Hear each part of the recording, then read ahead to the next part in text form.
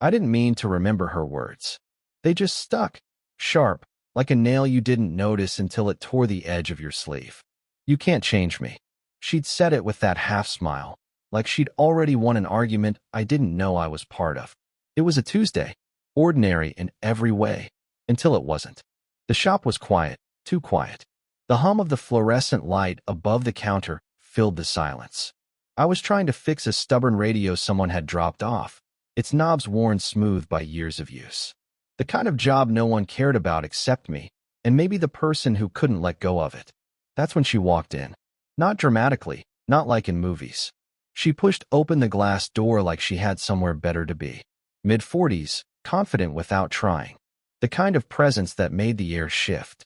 Her hair, dark, with strands of silver that caught the light, framed a face that didn't look at me right away. Instead, she glanced around, as if measuring the space, as if the walls and shelves had something to prove to her. When her eyes finally landed on me, I forgot how to move. You do repairs? Her voice was low, steady. Not really a question. More like she was testing whether I belonged behind that counter. Yeah, I said too quickly, fumbling with the screwdriver in my hand. Anything from radios to, coffee machines. Her eyebrow lifted slightly, amused. She set a small, battered camera on the counter. Old, heavy, scratched along the edges. This has been with me longer than most people, she said. Stopped working last month. Can you make it breathe again? I reached for it, careful not to brush her fingers, though they lingered just a fraction too long on the metal before pulling away. The camera was warm from her touch. My throat tightened. I'll try. There was a pause then, longer than it should have been. She didn't leave. She leaned against the counter, watching me turn the camera in my hands. I could feel her gaze, and it made me clumsy, like I was 16 again instead of 24. You look nervous, she said. I'm not. I lied, forcing a half-smile. Her laugh was short, low, the kind of laugh that doesn't fill a room but cuts right through it. Don't pretend, she said. You're young. That's allowed. I wanted to answer, but words stalled. She didn't press, and the silence stretched between us. Not uncomfortable, just charged, like the quiet right before a storm. Then, for no reason at all, she reached out and pushed my coffee cup an inch away from the edge of the table. A tiny act. Almost nothing. But the way her hand brushed past mine, casual, careless, maybe intentional, I couldn't tell. Clumsy, she murmured, almost to herself, then turned and started for the door. I should have said something. I didn't. The door chimed as she left, and the space felt emptier than before she'd entered. My eyes dropped to the camera resting on the counter, her fingerprints still smudged along the surface. I didn't know her name yet, but I knew this, the way her laugh lingered, the way she didn't look back, the way she said clumsy, like it meant something more. That was the kind of moment you don't put down. The second time she came, it was raining. Not heavy, just the kind that streaks the windows and makes the whole town smell like wet concrete. I was wiping down the counter when the door chimed and she stepped inside, shaking droplets from her coat like she'd been caught mid-thought, pulled into my little shop by accident. The camera hung from her shoulder now, a thin strap pressed against her collar. You fixed it already? She asked, voice lighter than last time, though her eyes didn't match. They looked tired, shadowed in a way coffee couldn't fix. Almost, I said. It needed more than I thought. A few gears jammed, shutter springs bent. I had to order parts. Her lips curved, not quite a smile. More like she was weighing whether to trust me with something she shouldn't. Figures. Nothing about it has ever been easy. She slipped off her coat, draped it over the chair near the counter, and for some reason it felt like she'd set down something heavier than fabric. I kept working while she lingered, the hum of tools filling the space. Every so often, I caught myself noticing things I shouldn't. How her fingers tapped against the wood as though restless. How her laugh, when it finally came, was quick and hushed, like she didn't want me to hear it. You don't say much, she said after a while. I do.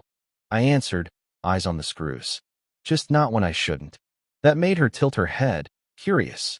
She folded her arms, and for the first time, she looked less certain.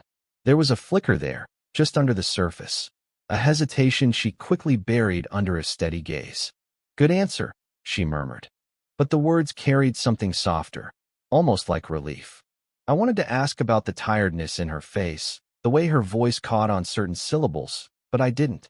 Instead, I watched her trace the edge of the counter with her fingertip, slow, as if grounding herself. The silence between us wasn't empty, it was crowded, with all the things neither of us would say. At one point, she reached for the camera strap, her hand brushing past mine when I steadied it. The contact was brief, accidental maybe, but I felt the air shift.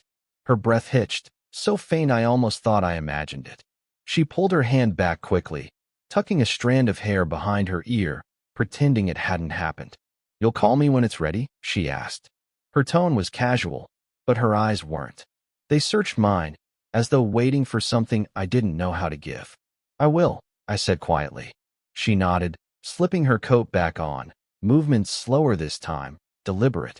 At the door, she paused, just for a second, like she was about to say something else. Then she didn't. The rain caught her as she stepped outside, but she didn't hurry.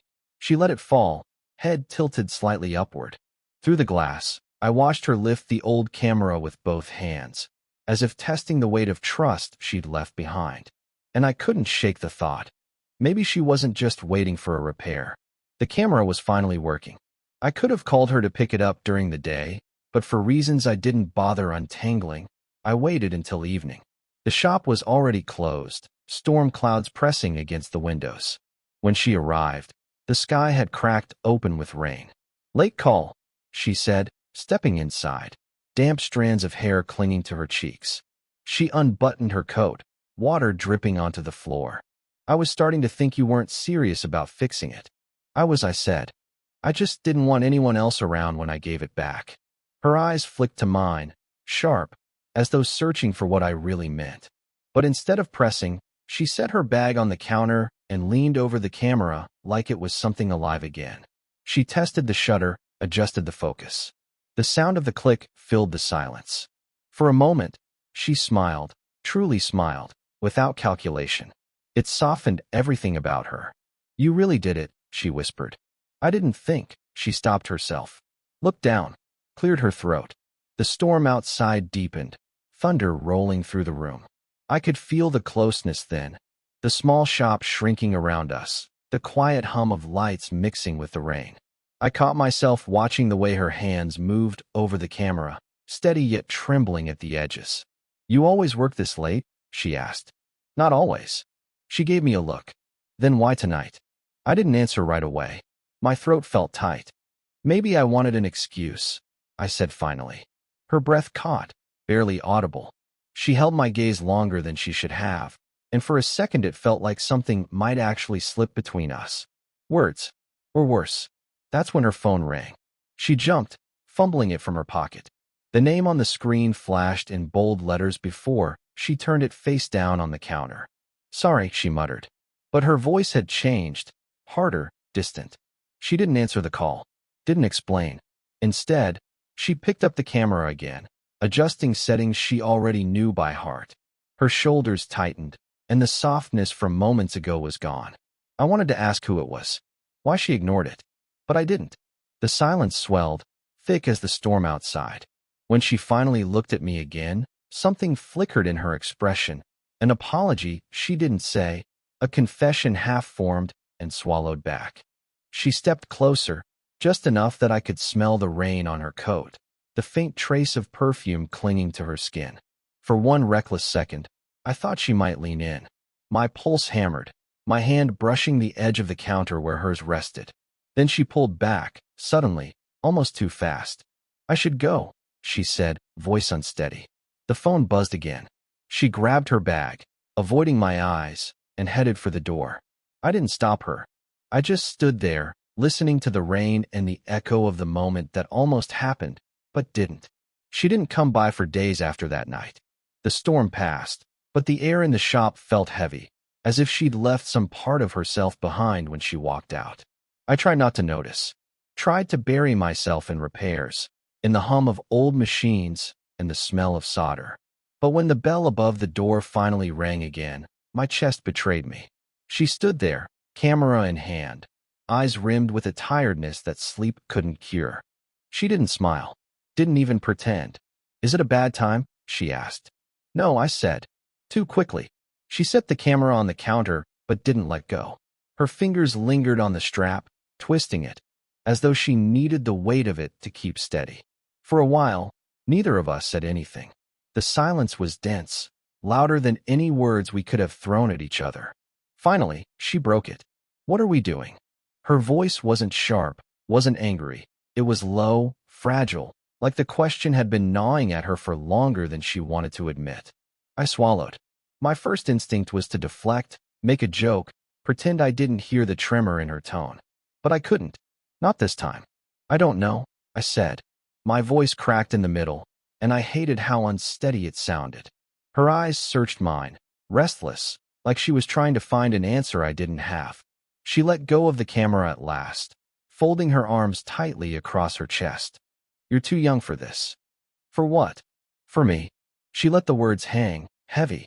"This, whatever this is, it's not supposed to happen." I almost laughed, but not from amusement. From the absurdity of how carefully she was avoiding naming the thing between us. "You think I don't know that?" Her lips parted like she wanted to reply, but no words came. Instead, her gaze dropped to the floor. The silence that followed wasn't empty. It was alive, charged, trembling with everything we hadn't said. I watched her rub her thumb against her palm, a small, nervous gesture that betrayed her composure. "You can't change me," she whispered suddenly. Not defiant this time, not a challenge, more like a confession, a warning. I didn't move closer, though my body ached too.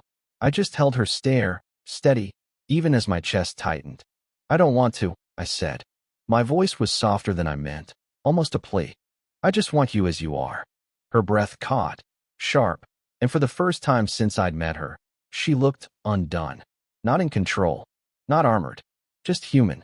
The silence stretched again, unbearable and necessary all at once. When she finally spoke, her voice cracked like glass. "Then you'll break with me." It wasn't planned. She came in after closing again, this time not with the camera, but with nothing in her hands at all. She looked like she'd walked straight out of another life and stumbled into mine. Hair loose, coat unbuttoned, eyes restless.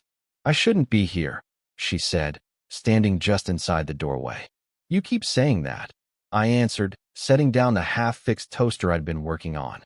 "And then you keep coming back." She gave a hollow laugh, but there was no humor in it. She moved past the counter and sat in the old chair by the window. The rain had returned, tapping against the glass, softer this time, like a rhythm meant only for her. For a long while, she said nothing, just stared at the reflection of the streetlights bleeding across the wet pavement outside. I thought maybe she'd leave again without explaining. But then she spoke, quiet, raw. "You remind me of someone." The words sat heavy in the room. I didn't move. "Who?" I asked carefully. Her hand trembled as she pulled a photo from her bag. She placed it on the counter between us. A man, maybe a little older than me, smiling awkwardly beside her. Years younger, her hair darker, her laugh caught mid-frame. "He was 25, she said, her voice breaking on the number. "I was 39, and he thought I was everything. Too much, maybe. Not enough, definitely." I stared at the photo, my throat tightening. The resemblance wasn't exact, but it was close enough. The same restless energy in the eyes, the same way his shoulders leaned slightly inward, like he hadn't decided how much space he was allowed to take in the world. "What happened?" I asked, though part of me already knew. She didn't answer right away. Her eyes glossed, though she didn't cry. She pressed her palms together tightly, as if she could hold herself steady that way. "He left," she whispered. "He wanted forever. I couldn't give him that. Not then." I swallowed hard, heat rising in my chest. "And now?" Her gaze flicked up to mine, sharp and fragile all at once. "Now I see him every time I look at you. And I don't know if that's fair." The room tilted, just a little. My hands pressed against the counter to keep me steady. I wanted to tell her I wasn't him, that whatever she saw in me wasn't just a ghost of someone else. But the word stuck. Instead, I crossed the room slowly, careful not to push, careful not to take more than she was willing to give. I stopped beside her chair, close enough to feel the faint tremor of her breath. She turned her head, our eyes meeting in the dim light. For a moment, nothing existed but the sound of rain and the photograph between us. And then she whispered, so quietly I almost missed it, "Don't make me lose you too." It wasn't a thunderclap moment. No grand words, no confessions.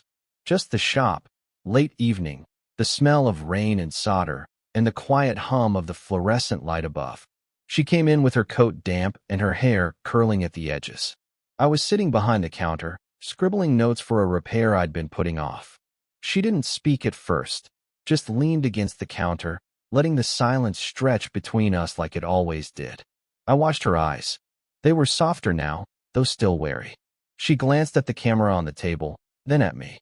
I don't want to go," she said, barely above a whisper. I didn't answer right away.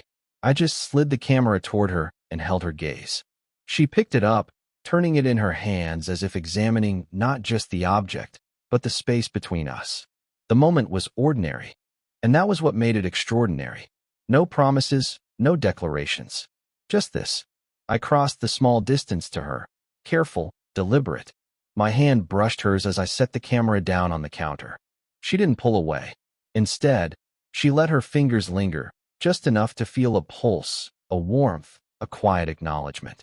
I think I can stay," she murmured. "Then stay," I said softly, and the words were simple, unpolished, human. She gave me a glance. One of those glances that carry years of hesitation, longing, and unspoken truths. No smiles. No words needed beyond what hung in the air.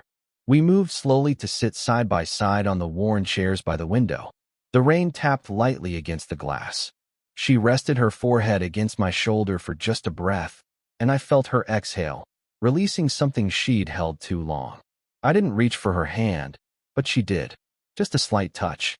A finger brushing mine. That was enough. Enough to make the air settle, to make the uncertainty fade into something real. We didn't talk about the past or the mistakes, or even the future. The room was quiet except for the rain, except for the soft hum of machinery and the occasional creak of the wooden floor. For the first time, neither of us felt the need to fill the silence. It wasn't awkward. It wasn't tense. It was simply ours. And in that ordinary, fragile moment, the space between us ceased to exist. She leaned slightly closer, and I leaned just a fraction toward her. No words, no declarations, just presence, just understanding. For the first time since I'd met her, everything felt settled. Not perfect, not finished, just right enough to breathe. The rain continued outside, indifferent, steady. And inside, we sat together, quietly, and that was everything. It's quiet now. Not the kind of quiet that feels empty or lonely, but the kind that settles around you after a storm, the kind that hums softly in your chest. I'm behind the counter again, but this time, she's not coming in for a repair or a camera. She's beside me, sorting through a stack of papers, fingers brushing mine occasionally without noticing. I glance at her, and for a moment, I remember the first time she walked into this shop. How sharp, how untouchable she seemed. She's still sharp, still untouchable, in her way. But she lets me in now. In small ways, in ordinary moments, in the spaces between words. And I've changed too. I've learned patience, restraint, and how to listen to silences the way she taught me. Love isn't a thunderclap. It isn't a declaration. It's sitting beside someone in the quiet, noticing the tremor in their fingers, the way their lips twitch when they think no one's watching, the way they lean into your shoulder when the world doesn't notice. She smiles at a note I left for her in the margins of a repair list. I don't say anything. She doesn't either. The silence is enough. We've learned that nothing about us is simple, and maybe it never will be. But the complexity is ours, and that makes it real, and that makes it worth everything. Sometimes I catch her looking at me, those quick, almost hidden glances that remind me of all the nights we almost spoke, almost touched, almost ruined it all by saying too much. I don't flinch anymore. I've learned to be present, to be steady, to be human with her. And maybe that's what love really is. Not fireworks or sweeping gestures, not perfect timing or cinematic lines. Just showing up, just staying, just noticing. The camera sits on the counter again, fixed, working, but it feels different now. It's no longer a tool or an excuse. It's a witness, a quiet echo of all that happened in the spaces between. She nudges me lightly with her elbow, and I respond with a small smile. Her laugh is softer now, but it still carries the edge of someone who's survived too much and doesn't give it all away.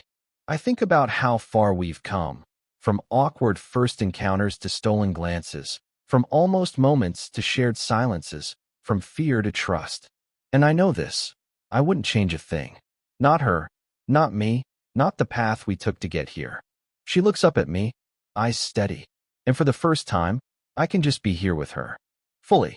No questions, no tension, just presence. We sit together for a while longer, letting the ordinary hum around us, letting the quiet speak louder than anything else ever could. And if you're watching this story, maybe you'll remember something too. Sometimes love isn't about changing someone or being changed. It's about being steady enough to hold the space they need and brave enough to let them hold yours. So take a breath. Notice the small moments. And maybe, just maybe, let someone in.